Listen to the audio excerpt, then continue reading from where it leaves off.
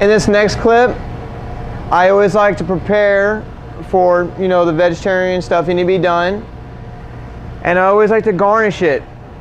I always take the celery leaves. You know, you want to make sure they're nice and not wilted. There's no dirt on it. You should have washed it off anyways before that.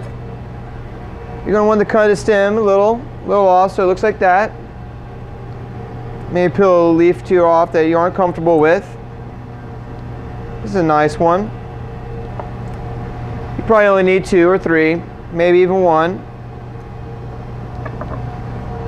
And next in the garnish is also some just parsley. We can center around a plate and sprinkle it.